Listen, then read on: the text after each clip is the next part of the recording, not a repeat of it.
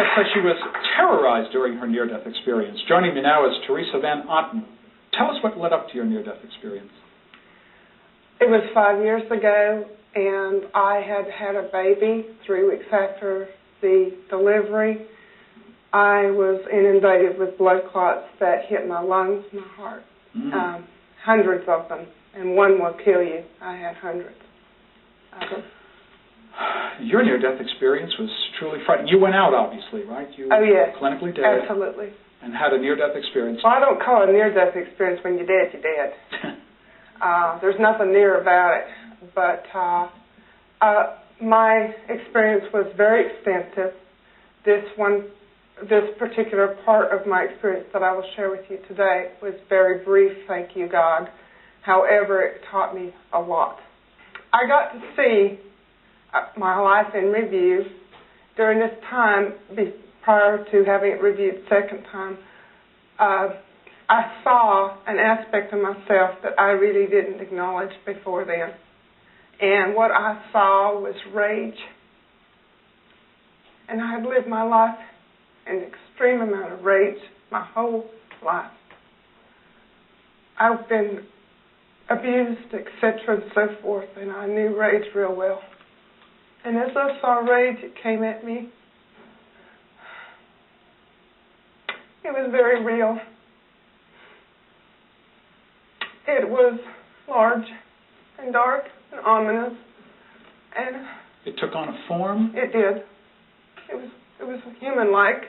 However, it was beast-like as well. It was dark, had very beady eyes and sharp teeth. And he was enraged, and he was coming after me, and he wanted me to know for a certain fact that I wasn't who I was, that I was him, and he was me. And that I would always be him. And in that moment, I knew, inside of me, somehow I knew that he was of me, that I wasn't him, and he weren't me. And I asked him,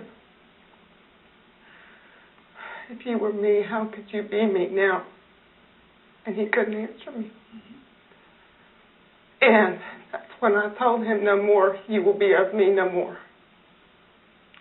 You will never be of me no more. You took a stand. I took a stand. For yourself. Yes, I did. And what happened? And he left. He left. Great. And then he had a visitor come after him. And this one was fear. And I had been very fearful all my life. And it was kind of like pig-like swine, kind of, but it was human too. And his hands were curled and it was gnarling and gnashing about. It was chasing me. It was chasing me so fast and I was running so hard. And all of a sudden, I just couldn't run anymore. And I got determined and I turned around and he said, why do you not run from me? I said, I will run from you no more. He said, oh, but you'll never be able to run fast enough because I'm you and you are me. And I said, no, you are of me, but you will never, ever chase me again because I won't run. So you said no to rage and you said no to fear? Yeah. Did you get to come back? I left from there and went on with my experience. And I went the other direction. And I went all the way. To the light? Yes, sir. To the arms of God, to be exact. First I met Jesus and people gathered a circle around me and they got to see my life. They got to actually experience every feeling I had. It's amazing when somebody else is walking your shoes. They felt that rage too. But they held compassion for me. And I held compassion for myself at this point. Then after going through all that, I was led to the Father. My words can't describe that. I'm sorry. But I'm not who I thought I was. That we can conquer all that we create ourselves to be. And that there is a life-loving purpose in all human beings also, including mine. You know, you wake up from this and man, I mean... Yeah. Whoa. Who do you tell? Did you tell You them? don't. This is the first time I have held this in for 5 years. And I'm just now coming out because it's time that people knew how much love and how much beauty there is within them, and that even they may have rage or fear or whatever things I had, that they can remove them and master them, be who they are, be all that they are inside. We've heard so many people who have just the positive experience, the light. They get to see God. It's wonderful. And they'll report that they really weren't such a great person. They may have done bad things, but yet they got to go right to the light. Why Were did you that bad that you went to hell? No, but it was important for me to experience myself and be accountable for all that I had created in my life, and also to be purified by the hell, and that I may walk in the sight of God. Were you bad, or were you the victim of bad things?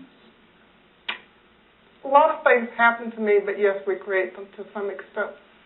I mean, I have an issue with saying, hey, I created this, okay? It's a tough line. It really is, and it's a fine line to bear. But what I'm saying is we have destination A, and we know we're going to get to destination B, but how we get there, we create.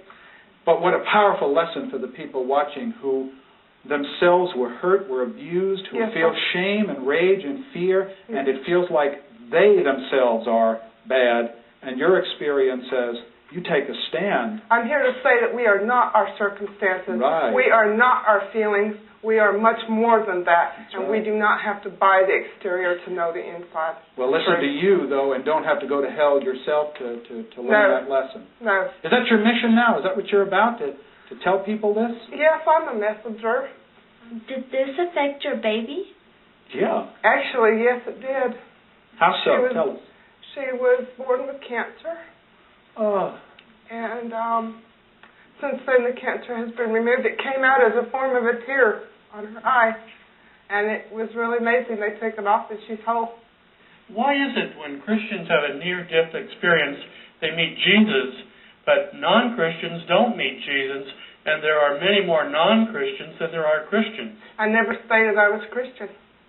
My parents grew up in their beliefs, and I was a heathen. I led astray from the rod. And what belief was theirs? They were Mormon, Baptist, So they were Christians. They were Christians, yes. Well, you know what, really, the question that's being, you sound like, prosecution, rest, sit down, that's, But I think that, really, the point here is that are some of the images that come forward to terrify you or to convey love in some ways connected to the religious or belief systems that are part of our heritage. That seems almost did we appropriate, create that in our belief systems of religious background? Is that what you're asking? The answer is no. I kind of conjured that up. No. When you were face-to-face with these demons, each one, did you recognize then that they were you, or did you reject that this was some energy coming out of you? Somehow I knew that it wasn't me. Somehow, I don't know how, but I knew there was some good in me somewhere. Did you have any premonitions of this happening or fear of this happening to you? Never. I was grounded in life. Nobody weren't going to tell me how to run my life or how my body was going to be. And I was the last one to ever think I was going to die 3 weeks after having a baby. In fact, I went hiking that day. 3 weeks after having a baby. When we come back, a woman's self-inflicted gunshot takes her to the edges of hell.